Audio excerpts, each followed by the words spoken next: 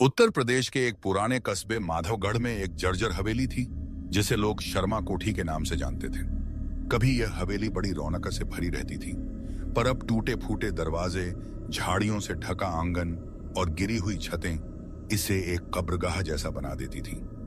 कस्बे के लोग दिन में भी इस ओर से जल्दी जल्दी निकल जाते और बच्चों को पास खेलने नहीं देते।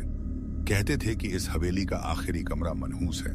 रात के समय वहां से अजीब चीखें, कुर्सियों के खिसकने की आवाज और औरत के रोने की धीमी गूंज सुनाई देती है। गांव के बुजुर्ग बताते थे कि इस हवेली की मालकिन को उसके ही पति ने बेवफाई के शक में उसी कमरे में जिंदा दफना दिया था और तब से उसकी आत्मा वहीं कैद है। रामेश्वर नाम का एक युवा पत्रकार, जो अजीब घटनाओं और रहस्यों पर लेख लिखने के लिए मशहूर था, इस कहानी को सुनकर बहुत उत्साहित हुआ। वह इन सबको अंधविश्वास मानता था और सच्चाई जानने की जिद में आ गया। उसने गांव वालों से पूछताछ की तो सबने एक ही बात कही, बेटा, आखिरी कमरे के दरवाजे के पास भी मत जाना, वरना तुम्हें कोई बचा नहीं पाएगा। लेकिन पत्रकार का मन नहीं माना। उसने ठान लिया कि वह इस हवेली में जाएगा और सच को सबके सामने लाएगा। अमावस्या की रात, जब आसमान पर घने बादल छाए थे और पूरे कस्बे में सन्नाटा पसरा हुआ था, रामेश्वर अपने कैमरे, टॉर्च और नोटबुक के साथ हवेली की ओर बढ़ा। हवेली का लोहे का गेट चरमराते हुए खुला तो मानो भीतर से ठंडी हवा का झोंका बाहर आया। अंदर कदम रखते ही उसे अजीब सी सड़ी गंध महसूस हुई, जैसे किसी बंद कमरे में लाश रखी हो।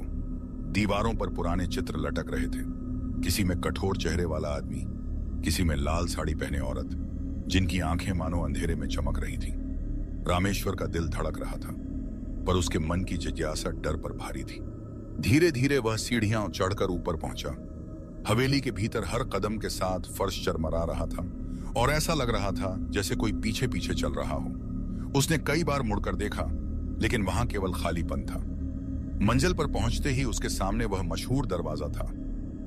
ताले जंग से टूटे हुए थे और दरवाजे पर गहरे खरोंच के निशान बने थे, जैसे किसी ने भीतर से बाहर निकलने की बहुत कोशिश की हो। रामेश्वर ने दरवाजा धकेला और भीतर झांका।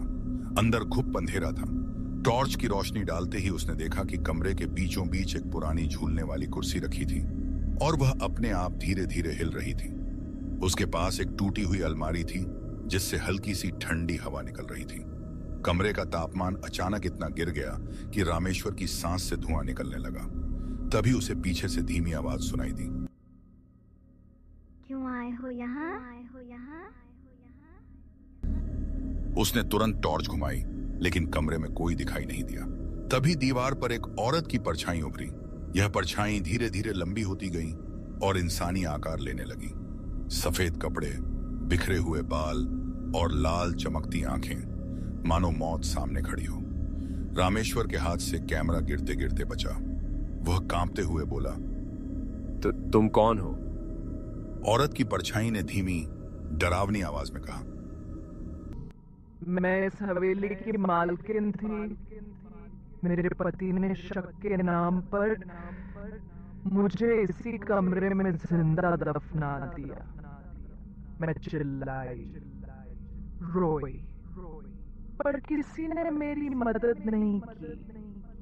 तब से मैं इसी कमरे में कैद हूँ और जो भी यहाँ आता है हमेशा के लिए मेरा हो जाता है। इतना सुनते ही कमरे का दरवाजा अपने आप जोर से बंद हो गया।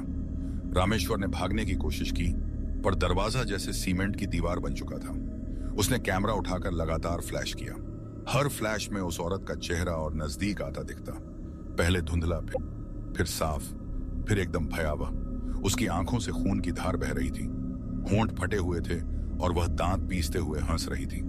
रामेश्वर चीखा, दरवाजे को पीटा, लेकिन बाहर कोई आवाज नहीं पहुंची।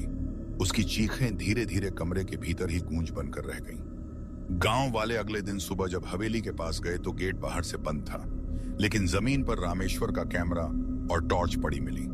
कैमरे की तस्वीरें देखकर सब दंग रह गए। हर तस्वीर में वही झूलती कुर्सी, धुंधला चेहरा और अंत में एक तस्वीर जिसमें लाल आंखों वाली औरत रामेश्वर के पीछे खड़ी थी। उस दिन के बाद से रामेश्वर कभी नहीं दिखा।